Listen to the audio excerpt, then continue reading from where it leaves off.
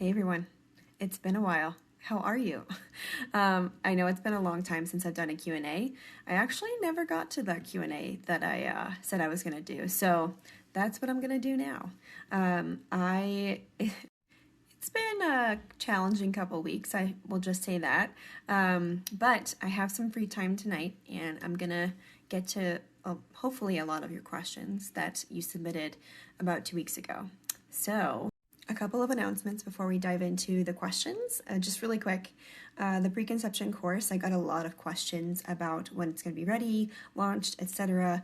Dr. Britt and I are anticipating that it will be April.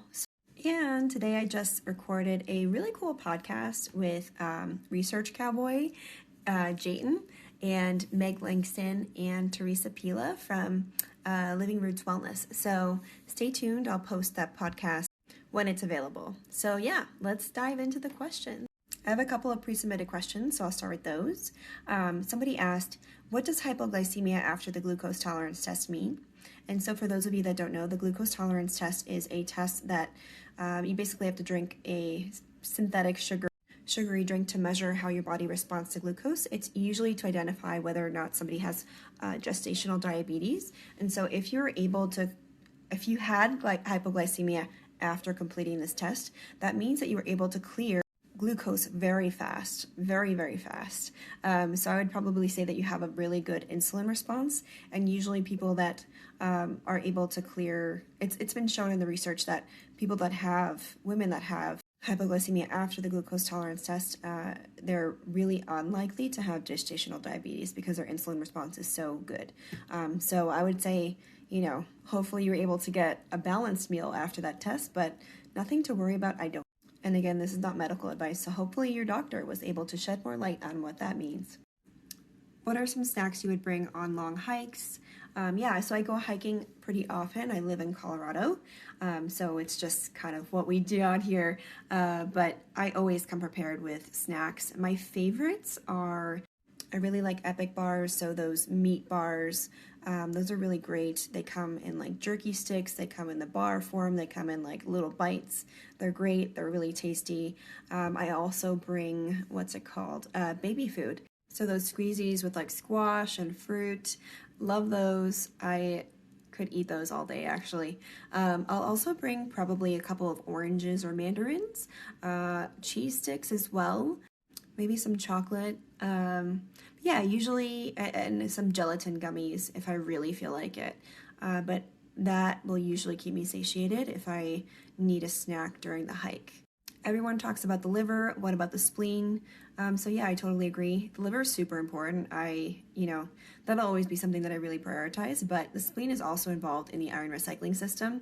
So we really need to also make sure that that gets a little love too. Insomnia during follicular phase and period, what to do? That's interesting. Sorry to hear that. That kind of sucks. I highly recommend downloading my free cycle literacy guide that I put together with Dr. Britt, the preconception PT. In that guide, we cover a few tips on what to eat and how to move throughout the different phases of your cycle, because our energy needs change. Our body's constantly changing throughout the because of the hormonal fluctuations.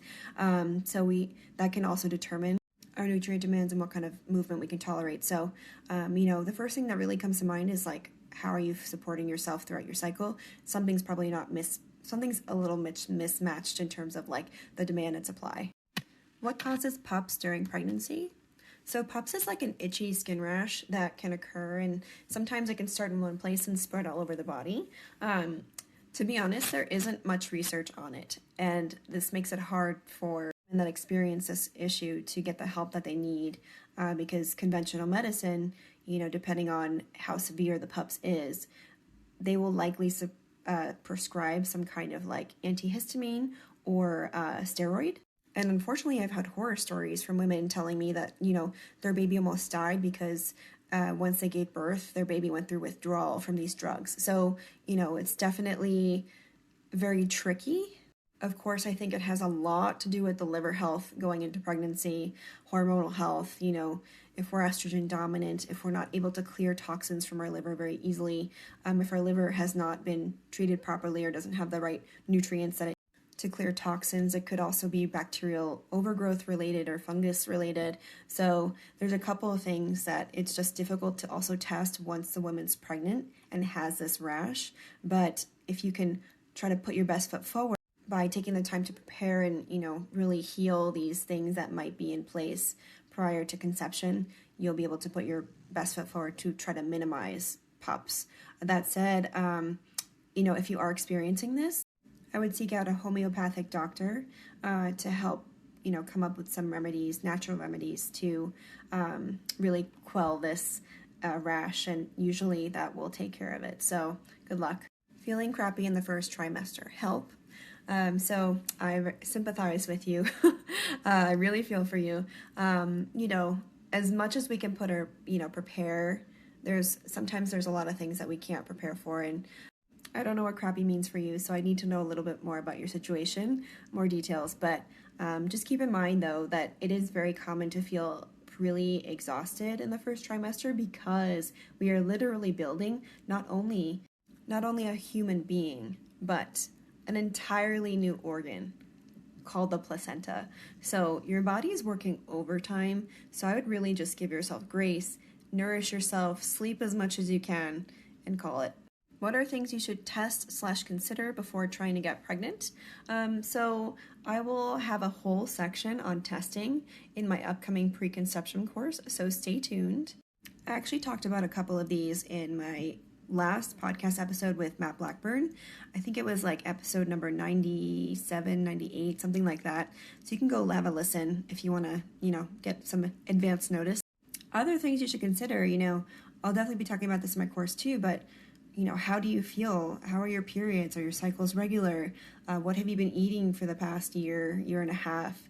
Because we imprint our health on our children. And I know, of course there are different circumstances for people. Not everyone will have the opportunity to take care in doing preconception prep. Everyone's situation is different, but the considerations that usually people make, financial stability, timeline, job, baby names, all these considerations are made, and usually the most important things: are you healthy? How's your cycle? Are you nourished? Are you physically, feeling good? Are really not considered at all and forgotten until pregnancy occurs, and that's when most people start to worry about like what they're eating or what supplements they're taking. In my opinion, it should be happening far, far more in advance. Our ancestors used to have long periods of preparation. There were like marital rituals and pre-pregnancy rituals. You had to eat these foods for a specific time frame before you could even think about getting married. So it's just, there's a lot more care that I feel like we could be taking because not only will it set up your child for the best possible outcome, it will also make your life and your health a lot better in terms of, pregnancy ease and recovery. So those are just a few things to consider. What are some signs you should see a pelvic floor specialist? So luckily I know one, an excellent one, Dr. Britt at the Preconception PT on Instagram. Some signs you should see one: so pain during intercourse, incontinence, so if you leak or feel like you can't have a satisfying pee. I would also say, UTIs, recurring UTIs, that could also be an issue. Pain with inserting tampons or your menstrual cups, general pain in that area, the pelvis. So I would also recommend seeing one if you have endometriosis. If you have trouble holding your pee, that's also a big one. That could be pelvic floor dysfunction. If you are going to be pregnant or planning on it or are pregnant or were pregnant, it's also generally a good idea because we need some physical rehabilitation for that area because it just goes through so much during that time. So hope that helps. Am I doing more harm than good by combining beef organ supplements with prenatals and NAC? So yeah, that just depends on you. I'm not going to tell you what to supplement, what not to supplement. That's completely personal and up to you and your doctor. But I will give you a few considerations. So, how much of each one are you taking? How many beef organs? How much of the prenatal are you taking? Why are you taking NAC? These are things that I would like answers to, because depending on what you're eating throughout the day, pairing everything together with a synthetic supplement might be just too much for your system to handle. Also, if you're taking them all together, that could also be a lot for your liver and everything else to process. It's much easier to get toxicity from something with non-natural sources of nutrients, like synthetic supplements and nutrients that usually come in a prenatal. So just some food for thought. What protein would you typically like to pair with fruit? I pair any and all protein with fruit. Is natural vitamin E something you would supplement with daily? I try to supplement with it pretty often. It just depends on the dose and, my situation as well. So if I'm coming from a standard American diet, I'm probably really vitamin E deficient, so I probably need to supplement a little bit more consistently and maybe at a higher dose initially. But I generally like that supplement. I think it's pretty beneficial and has is pretty low risk, but always check with your doctor for contraindications, because it does have some contraindications. Eating metabolic foods for 1 year and a bedtime snack, but basal body temperature is still low and no ovulation or menstruation. Tips. So I would be, if I'm eating metabolic foods, I really need to know what you're eating, when you're eating, and how you're pairing them together, because oftentimes people say, I'm eating metabolic, I'm not seeing any results, but it really, is a lot more. It's not quite as simple as applying a metabolic diet, because if we're doing that, we're just applying another diet. It could be pro-metabolic, it could be keto, it could be carnivore, but if we're not making it work for us, then it's just another diet. So that's the first thing I'd be looking at. The next thing I'd be looking at is, what am I doing throughout the day? How am I living my life? Am I supporting myself, supplying, enough for the demand that I'm placing on my body? That's the second thing I'd be looking at. Next is, what about sleep, sunlight? What about also trauma? That's a huge thing too. Do you have any emotional barriers that you need to confront to really move forward? Because oftentimes when people get stuck, it can be because of unresolved residual emotional issues. So I would also be looking at my relationships, how I'm living my life, and navigating through all this, and seek the help that I potentially need. Can cardio or running be implemented into a pro-metabolic lifestyle safely? I think so. It really just depends on the person and the context. I can't say that that's true for everyone, but I think it definitely can be if the person can handle it. What are your tips and pulses staying? That's kind of the stuff that we need to also be looking at, especially if you've come from a place of suppressed metabolism and have done a lot of healing. You don't want to just throw that work all out the window. I'm pregnant and I have GBS. How do I navigate this? Definitely I sympathize with you, because getting, something like that diagnosed is not fun. So GBS is group B strep. And so when you get tested for it, basically it just means, I would like to clarify for you, it only means that you have the bacteria in your body. It doesn't necessarily mean that you're going to pass it along to your baby. That's the first thing I want to clarify. Now, the way that they address GBS is that they give antibiotics as close to during labor, to mom. And this prevents early onset. This is to prevent, hopefully, early onset GBS in the child, but it does not prevent late onset GBS in the child, which is much more dangerous. So, there's a lot of unknowns. I don't have any necessarily research stating the outcomes of, early onset antibiotic treatment versus not. But I do think it's really important to research this, because antibiotics during pregnancy are not fun. Antibiotics can also cause copper deficiency, which is not cool. I should say that for late onset, the baby would also get treated with antibiotics anyway. But, that said, there's a lot of unknowns when it comes to how to approach this. So it's really a personal decision. I would say do your research, talk to your doctor, and really trust your intuition. Thoughts on being RH during pregnancy, specifically getting Rhogam during pregnancy. So yeah, I've talked about a little bit about this before, and it's difficult to talk about it because there's certain trigger words that I'm going to have to say, and I don't want to get dinged too badly on this platform. So that said, I think this person meant to say Rh negative. And so basically what Rh incompatibility is that the mother could be negative, for example, and the baby could be positive. And so everyone has a blood type, and everyone is Rh positive or negative on top of that. And so if the mother is negative and the baby is positive, then the mother can start to potentially create antibodies that potentially attack the, thing it doesn't recognize, which is the positive Rh in the baby. I want to clarify that this response would only happen if you were exposed to your baby's blood, which is very unlikely unless, you come in contact with it during labor. This is generally for the first pregnancy. For the second pregnancy or subsequent pregnancies, it could be a concern. So definitely worth doing research and talking to your doctor and weighing the pros and cons, just like GBS and what I talked about there. When the baby does come in contact with the blood, if that were to ever happen, it would look like kind of like jaundice, anemia. It could be worse too. So like other really not so nice symptoms or things that could happen. So definitely worth doing research. I will say the solution that conventional medicine has come up with is that everyone gets a, let's see, one of these. I don't want to say the word because I don't want to be dinged.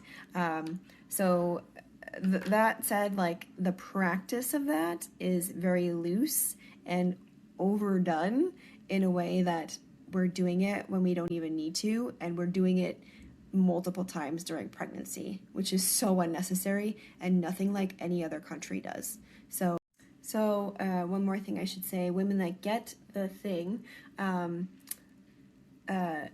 a 0.2% chance of giving birth to a baby with Rh incompatibility, Rh disease. Women that don't get it have a 0.7% chance of giving birth to a child with Rh disease. So that's some like high level information for you. It's always in an effort to help you make a more informed decision. So do your research, talk to your doctor, talk to your partner if you have one, talk to your family, talk to other women that have maybe experienced this issue, or not issue, but just, obstacle or thing that comes up, and follow your intuition, most importantly. When will I have new coaching spots? Probably whenever I finish this course, because I can't take on any new clients and do the course, unfortunately. So as soon as I'm done with the course, which will likely be in April, hopefully I'll have some spots open up. Any thoughts on supplements like NAC, CoQ10, and monolaurin? I'm not a big fan of NAC. It's synthetic. CoQ10, I'd probably just take vitamin K and call it a day. And monolaurin's nice. Any connection between hypothyroidism and gallbladder issues, solutions? So yeah, there is a big connection between the two. It can be very complex, so I would highly recommend checking out my post from yesterday about elimination. That will have some low-hanging fruit that you can implement to, address the stress and the estrogen dominance and the slow metabolism that's happening, which is kind of all a vicious cycle, unfortunately. So hopefully those tips help. Constipation during the first trimester, 700 milligrams of magnesium and lots of carrots. Anything else? So I actually wrote about that yesterday too. There's a lot that can be out of our control, so it really depends on how you went into pregnancy, but also it still can be out of our control during pregnancy because there's a lot of organs moving around and everything, hormone fluctuations, so don't be too hard on yourself, just do the best you can. That said, I would probably be looking at hydration, so how many liquids are you getting? Are you properly hydrating with the proper electrolytes? So not just regular water with no minerals or minerals removed, but actual minerals. Check out my post on are you drinking hungry water? And then I would also be looking at the kinds of fats that you're eating. Are you eating saturated fats? Too many polyunsaturated fats, that kind of thing. Are you also eating too many irritating foods? So try to look at that. So go from there and do process of elimination, and hopefully you figure something out that works for you. So good luck. Why would cutting omega-3s and replacing with vitamin E cause detox symptoms? Because vitamin E is actually the antidote to omega-3s, and omega-3s, depending on where you're getting them from, usually the quality of vitamin E has been diminished. If we've been, especially taking fish oil supplements, we've been depleting ourselves of vitamin E. Vitamin E is very detoxifying. Also, polyunsaturated fats are more likely to be stored in our fat. So when we start to take vitamin E and really improve the metabolism, things can start to move out of the fat tissue and get detoxified. So that's just a little tidbit. I don't know if this applies to your particular situation, but that would be my guess. Need to have vitamin C IVs for cancer treatment, aka ascorbic acid. How do I keep my body balanced? So I really sending you lots of healing positive thoughts and healing energy. I've had someone very close to me go through cancer treatments as well, and it's not easy. So I commend you for your strength. I would not worry about the ascorbic acid. I would just focus on nourishing my body properly, so getting mineral-rich, vitamin-rich foods, really repleting myself, supporting myself through all the treatments, eating as much as I can to really keep my energy up, and focusing on copper-rich foods, specifically like, vitamin C-rich foods, real whole food vitamin C-rich foods, liver, shellfish, oysters, that kind of stuff, getting as many of those nutrients and minerals, micronutrients in. Just taking it easy, getting lots of sleep, getting a lot of sun as well. And giving yourself some time to work on some hobbies maybe that bring you joy. So that's what I would say to do. And of course, try to, find community as well. So family, friends, and reach out for help when needed. Why do some people feel so great when starting keto and, for example, get their period back? This is a good question. I think our macronutrient needs are definitely different from person to person. This person could be somebody that needs a slightly higher fat diet, but when people start keto and feel good, it's usually because of all the stress hormones that they're running off of, and adrenaline and cortisol, because they really anti-inflame, and the anti-inflammation makes things feel better, and it also gives us energy. The reason cortisol gets released is because we're running from an angry bear. Also, adrenaline is what you feel when you feel butterflies. Like, it's excitement. It's the same thing as stress. So these can all be confused for feeling good. And, there's also the fact of, maybe their diet was so bad before that anything is going to make them feel good energy-wise and digestion-wise. So when you adopt a keto diet, it's primarily high fat. You're removing a lot of fibers that could be irritating your body, and maybe removing a lot of foods that you had intolerances to. So this could be the reason why so many people feel good. Also, in terms of getting period back, again, it goes back to what were you doing before? What was your lifestyle before? What were you eating before? Were you really deficient in fats that you needed, like vitamin A, for fertility? So that is a big question mark as well. But my question would be, how long are they able to sustain their period? Does it stay for, does it stay for the remainder of the time that they're on the diet? What happens when they get off the diet? Because usually the keto diet, I don't like to hate on any diets, but I've done it, and it really wrecked my metabolism and my cycle, and it took a while to recover from that. So that's my personal experience. But again, when looking at the physiology of the human body, every cell needs glucose. We really need to be we really need to be nourishing ourselves with the things that our cells run on, and not be putting ourselves in a backup system, because our body can only sustain the backup system for so long before things start to compensate and fall apart. So this is just my perspective, and hope that helps. I'm eating salmon roe and cod liver oil every day. Do you still recommend taking an omega-3 supplement? I think most of you know the answer to, or what I would say to this. I would highly recommend checking out my PUPPs highlight. I'll also be going more in depth into omega-3s in my preconception course, because I want to inform you on the both sides of the argument, and really help you understand the information and the research on both sides and help you make an informed decision on, how you want to approach that specifically during your pregnancy.